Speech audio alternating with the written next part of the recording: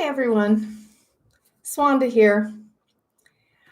I have been a practicing metaphysician for over 40 years. And one of the things that comes up the most as a minister, I get a lot of these questions, and also as a grief recovery specialist, what is grief? So, how to express it? What do I do with it?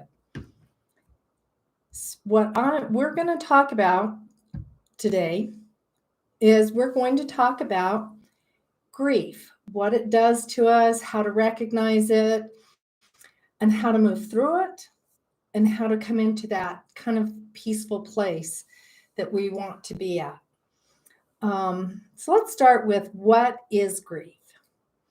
The best explanation that I ever remember hearing was grief is that moment that you have suffered such a horrible loss, and the one person that you want to go through and talk to about it is the one person you can't, because that's who you're grieving.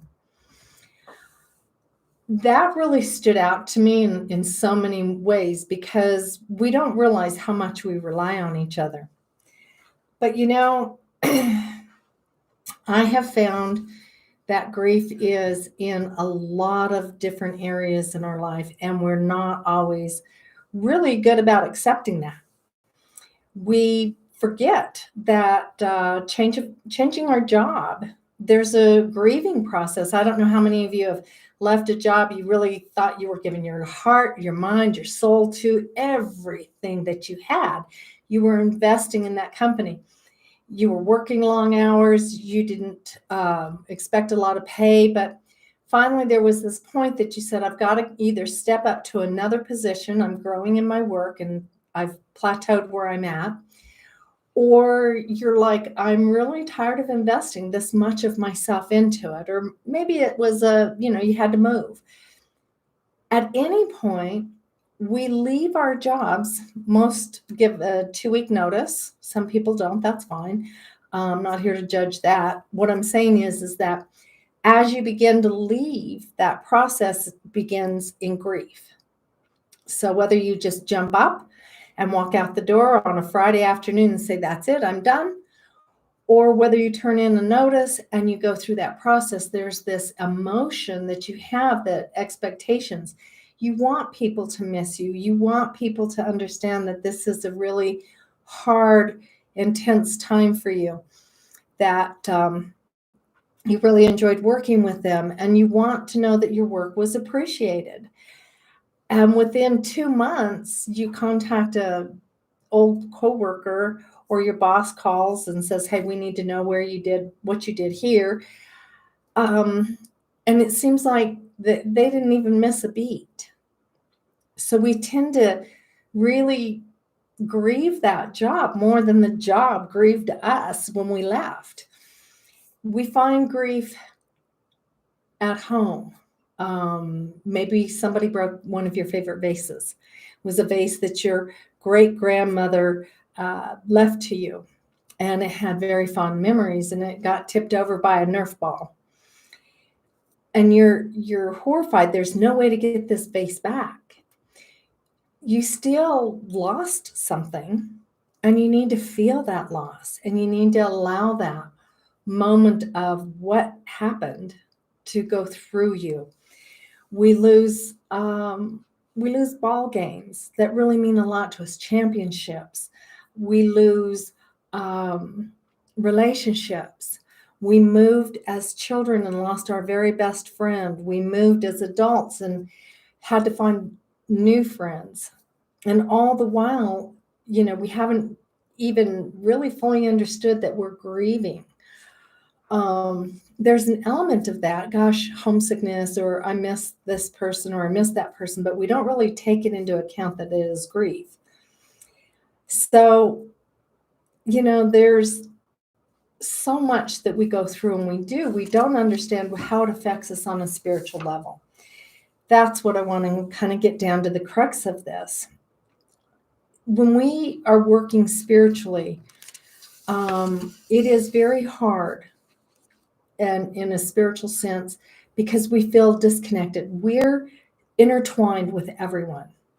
And when somebody passes away, or we shift that job, or we go through and our dog dies, our security, our safety, it gets disrupted. And we feel disconnected from our normal functioning. I remember somebody had lost a dog and they said, well, you need to go out and re-dog. And I thought, that's a horrible way to put it. I had just lost my dog and it was gut-wrenching and tearing for me. You just need to go replace it. And I couldn't imagine how being able to do that when I hadn't even stopped long enough to experience the pain of losing that dog. While we go through this, it seems like it's very elemental to us because, we're given 3 days off of work and we're supposed to go through this and be fine to go back to work when we lose somebody close to us. Could be years later. Spiritually, it's like it takes us back a while. Our first chakra, which is our earth connection, gets interrupted drastically because that's our basic life force. That's where we connect. That's where we connect to each other. We connect to earth. We connect to the plant and animal world. We connect through that first chakra that's grounding, that's empowering us. Our second chakra, which is our intuition, that it's like your gut instincts aren't working anymore. Your guidance tool, because you're off kilter, you're moving in slow motion emotionally, or you're moving in slow expression through how you feel because you haven't even processed. So our intuition is disrupted. Our fight, flight, or freeze, which is our third chakra, we're in a panic mode. We've lost something. It could, or someone, and it could be so disrupting that we want to flee. We panic. We have anxiety. We have all this trauma that comes with it, and we don't even realize that we can use, if we just held our third chakra and we just said, I am master of my emotions.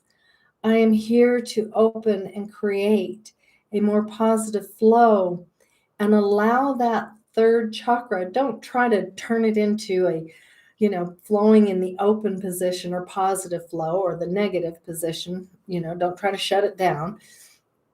What we want to do is we want to let it just stabilize. We just want to let it feel what it's got to feel. If we need to feel like we want to run away, then let us run away. Then we have our heart chakra. Oh my gosh, we all know that if you've lost something, you're brokenhearted. You are brokenhearted. You can't connect through the heart. You're looking at people and you love them, but that flow, that easy flow that connects us, just doesn't work right. And when you're disconnected through the heart, it leaves you feeling even more lonely and more alone, depressed and more traumatized. So we go into the fifth chakra. We lose our power to speak.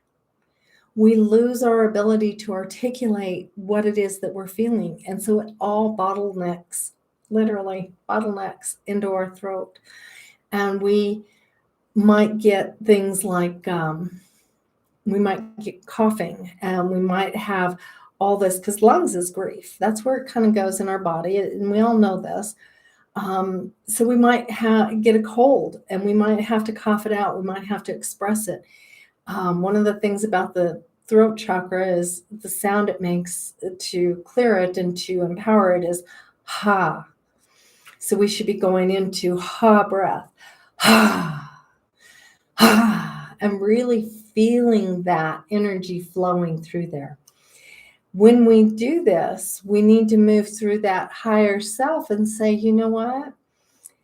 And let it be okay. We are where we're at with the understanding that we're going to get better. And so then we look into our sixth chakra, which is our connection to our spiritual sight, understanding and clarity. Well, we're so bogged down with sorrow that we can't open that pineal gland and feel that flow and connect and feel the empowering emotion and connection that comes. So some of the things that you might want to do there is go into ohms. You know, a lot of people don't realize the value of ohm.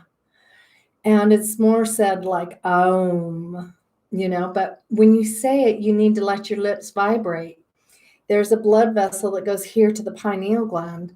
So when you say om, you go in and you say and you feel your lips vibrate. You can feel the pulling in your third eye. And it will help that connection. It will help, get that. But when you're grieving, it's hard. You cannot feel that insight, that higher self, that higher intuition. And of course, our crown chakras, well, you might as well just have stuck a big old tinfoil hat on your head and said, hey, I'm shut down for the day, because that's our connection to the God source. That's our connection to the universal mind. That's our connection to all that is. And when we have grief, every one of our chakra systems are haywire, and it causes us to fumble and bumble. Read an article one time that said the most likely time that someone will get into a car accident is when they're grieving. And I thought about this and I thought, you know what? They're right. A lot of people I know go through life and they're saying, I got in a car accident coming back from my mother's funeral, or I left my job and, go figure, it was my last day at work and I got in a car accident as I went home. Or, hey, I was kind of walking around the house and feeling all this emotion over my cat and having to bury my cat. And I stumbled over a piece of furniture and I conked my head and now I've got a concussion. These are very real things that can happen to us because grief affects us throughout our whole body. It's such a hard time to get through that moment where we feel ourselves back to connection again. So we have to allow for that. And we have to allow for the emotion, the griefs, the pain, the sorrow. And it doesn't matter how long it takes. I was talking to somebody, and I hear this time and again, both as a person who's lost their child and as somebody who has watched others go through their own grieving process, that everybody wants you to hurry up. I'll give you an example of some of the things that I've heard. I've heard, well, if you're still talking about this person a year from now, something's wrong with you. And I've heard absolute quiet. I knew someone when my own son died. She was a very good friend of mine at one time. And she was really involved with helping people not commit suicide. Okay. Remarkable woman, very intelligent, very connected. And she was going through some stuff too. She had just had major surgery, this kind of thing. And when I lost my son, I was the one having to reach out to her to see how she was doing, how she was recovering in her world from her major surgery, and trying to talk to her about my grief and how I felt suicidal at that time. It was almost like, stop, don't want to hear it. And it was, I was so disconnected from my spiritual center that I just didn't find life worth living. And I realized at that point how very important it is that we don't let ourselves get to the point where we're not supported. Okay. We need that support, and we need to go in and we need to see what people have to offer us. We need to see what other people can do, and we need to accept their sorrow. We need to accept that they're grieving. They may be grieving something too, but we need to surround ourselves with people who support us through that. Because having those people who aren't connecting to us, who aren't helping us through it, leads us to more grief, more loneliness, where we stop having our voice, where we stop expressing. Another example that I had is that when grieving something, a really good friend of mine who had lost his child 2 years before said, don't make the mistake of understanding that you'll go through this however you go through this. You have to allow yourself to go through whatever it is that you're going through. He said sometimes it takes you a lot longer to recover than at others. So he gave me that freedom. So give yourself that freedom, even if it's leaving a job that you really love to move to be closer to family. It's a movement. It's a grieving process, and you need to allow yourself to feel those things no matter what, and you need to express them. We go into denial. We go into shock. We need to not just allow time, but we need to actually recognize what we're going through. It's shocking when we lose that vase or leave that job or lose that one person or experience something so traumatic that it can only be felt as a loss. Your whole house may have burned down. That's grief. It takes time. It's a shock to the system, and you go through these things where there's so much pain that you go through these guilty feelings. Well, if I had done this or if I'd have taken care of that, everything would be better. And you're right, it would be, sort of.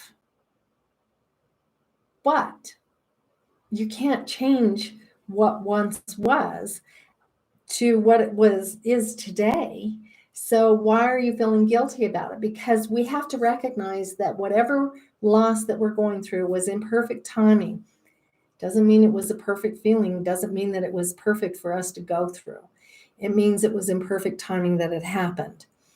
And in that perfect timing, we can't feel guilty because we agreed to that loss. We created the opportunity for that person to leave our life by being a part of their life at the time of their passing. I know that sounds like I'm telling you that you brought on somebody else's death, and that's not what I'm saying at all. I'm saying is that when you agreed to take on that animal, when you agreed to stay in connection with those people, you agreed to experience the loss of them when they passed over to the other side. When you took that vase and you put it on the shelf, and you have 2 kids under the age of 10, chances are you could lose that vase, but we create that by putting it on the shelf. So we feel guilty, and we shouldn't feel guilty because sometimes it's just time for it to go. Sometimes it's okay. We feel guilty over divorces. It's funny because I don't know if y'all have heard the saying that where 2 people were once very unhappy, maybe 4 people can be very happy. So 2 people unhappy can make 4 people who are very happy. It takes time for that. It takes willingness for us to go through those times and say, you know what, I'll do anything to be with the person that I will be happiest with. And we still have to go through the divorce. We still have to feel that loss. We still have to experience that. And it's horrible. It's a horrible emotion. It's because you feel guilty. Yay, I'm happy with so-and-so, but I feel guilty because I wasn't happy with the parent of my kids. And the kids come into that parent because that's who they're supposed to come through. But they didn't say you had to stay married for them. I turned around one time and I learned real quickly that not being with somebody was oftentimes much better for me and my family than being with the wrong person, because all the fighting, all the anger, all the lying, and the negation that was going on between the adults, it's just not worth it. It's just not worth it. So we also go through that anger and we bargain. Well, if we can do this, then we can have this back. There's no bargaining a loss back, but you can be angry over it. But don't try to bargain your way with source, because again, we agreed to go through that. We agreed. We created the opportunity by being in contact with what we lost. Then we come into that rebuild stage and we come into that acceptance. It's really powerful for us to go through that because we gain wisdom. We gain a lot of wisdom through understanding, and we gain a lot of time through that moment that we go through once we come into acceptance of the loss. Doesn't mean you have to really enjoy the loss. It doesn't mean you have to be, sometimes you're going to feel that loss for the rest of your life periodically. But if you can come into the acceptance, then you can step into the wisdom of what that situation or that person gave you that will empower you on your spiritual path. So I want to go through, backtrack a little, and I want to talk about how we used to deal with grief compared to how we do it now. Because what I'm seeing in today's world is that there's a lot of grief going on and people aren't recognizing it. We're not recognizing that we're in this space that is eating us alive, because our world is changing so drastically. We don't recognize that we are empowered. We are doing what we're doing. So awesome. We're going back to work. We're taking care of our business, but we're still grieving a way of life that doesn't exist. Doesn't exist anymore. But you know what? I was raised in the 60s and 70s. So guess what? That way of life doesn't exist anymore. Was I grieving that when the internet came my way and I was like, yay, I've got access to all this myriad level, tons of information, myriad of information just at my fingertips. And I could go and I could look up everything, and I didn't have to look through the Encyclopedia Britannica. If I wanted to pull up the dictionary and look at synonyms, I didn't have to do it. I could go to thesaurus. I could look up anything that I wanted to look up. Of course, it did take time for that information to really get out there, but I didn't grieve losing the ability to, have a dictionary, the reason to have a dictionary on my desk all the time. And I kind of think that that's funny in that aspect, because when we don't have those tools, we tend to get a little lazy. But I don't grieve it.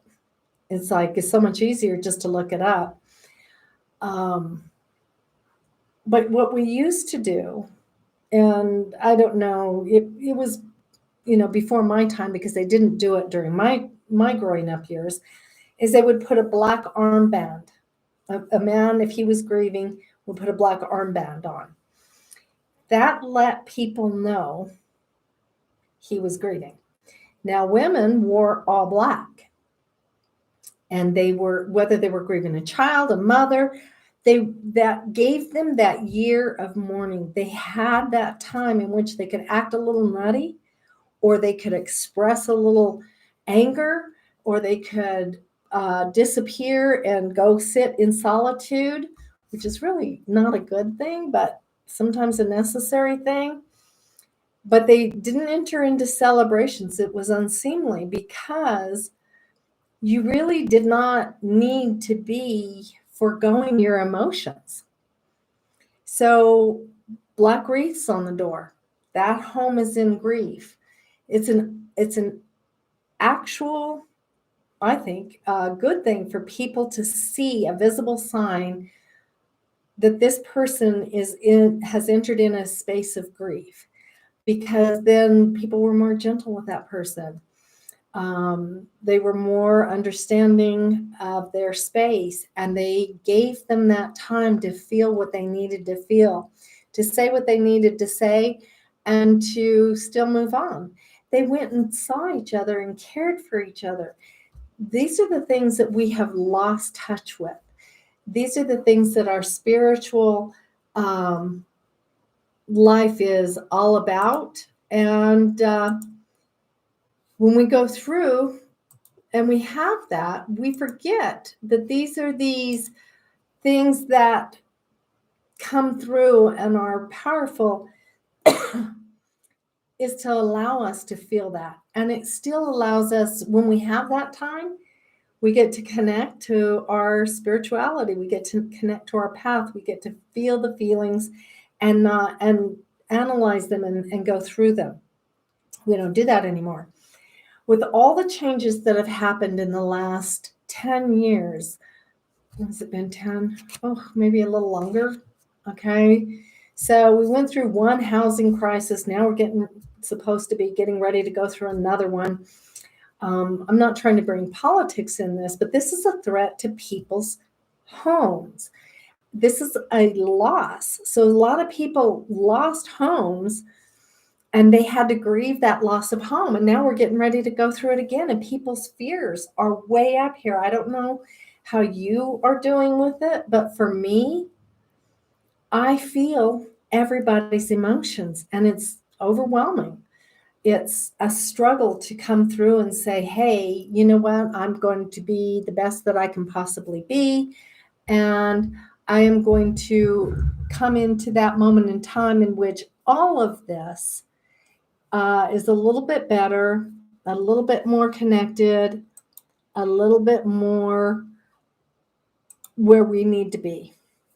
So, understanding that those fears are very real, fears of bankruptcy.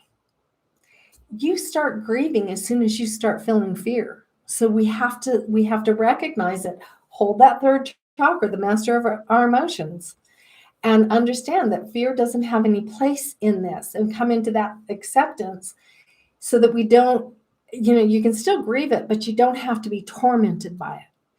We can still allow these things to flow through us and feel that. So guess what I'm saying to you is that here we are, we're a powerful force for the good, and we have to come through this in a way that we blend and empower our day by understanding the losses that we've suffered in the last 2 years. I mean, here it is, January 2022, and it's called the Great Resignation, because people are leaving their jobs en masse because guess what?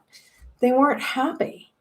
And now they're still not happy, but they're going to be happier out of those jobs. So they left the jobs. We're struggling with finding what our new routines are, our new norm, and we're blaming everybody else for it. So there's a level of grief that the entire country is in right now, the entire world. We're in strife when we look at how we're dealing with all these changes, and it's hard, it's intense, and it's overwhelming. So recognizing that, here's what I want you to do. I want you to not take anything personal that anybody says. Don't take it personal. People are going to say really mean things. You can't take it personal, because that's them. The minute that you take it personal, you start to own that, and you become that because you have agreed to it. So you start creating whatever it is that they said. You're such a lazy person. You take it personal, you own that label, and then you will start creating scenarios in which you have nothing but laziness ahead of you. So what do we do to make it do a little differently? Well, there's therapies for this. We can go in and get body work. It is important. We haven't been touched in so long, other than by the ones in our household. And if you live by yourself, you're really in trouble because, the dogs are great. But what if you don't have a dog or a cat or a bird or, fish don't pet you? They don't snuggle. So, do you go out and get a snake? Not me. No snakes. No, not nice. So we have to understand that, human touch is important to us. Body work is a great way to get it. Counseling is another avenue of recovery. Going in and, there's different levels. I don't know if you've had some PTSD going on, but, you can do EMDR, you can do ketamine therapy, there's all varied ways of dealing with PTSD now out on the table we didn't used to have. Could you imagine being a wife or a mother in the Civil War and seeing your child go off to war and you didn't see them for 2 years and you got a letter that they're dead and you're never going to see them again? It's rough.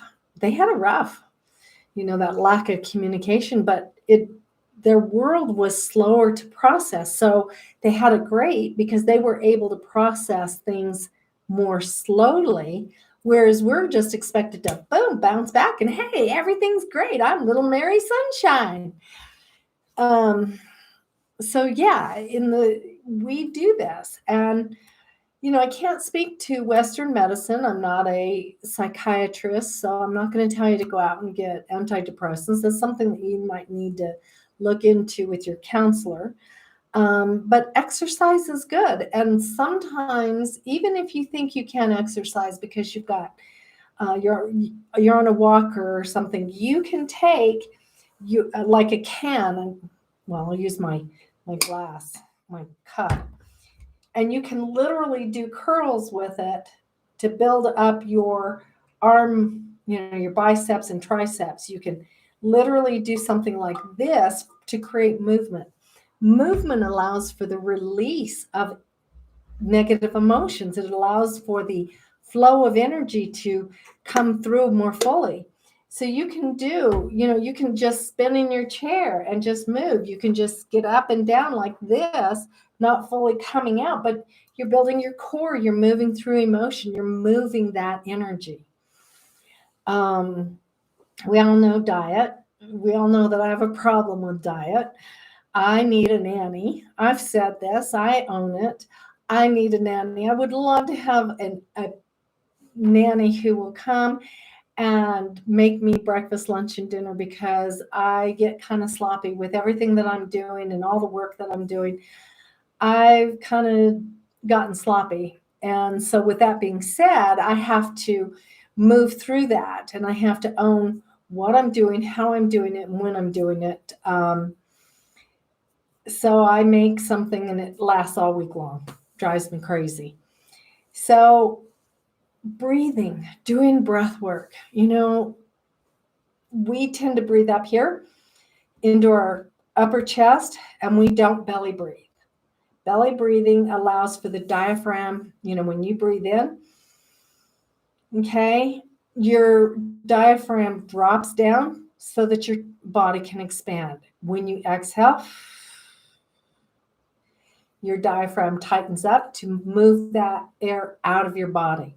So belly breathing, relaxing, deep breathing, and then going into meditation.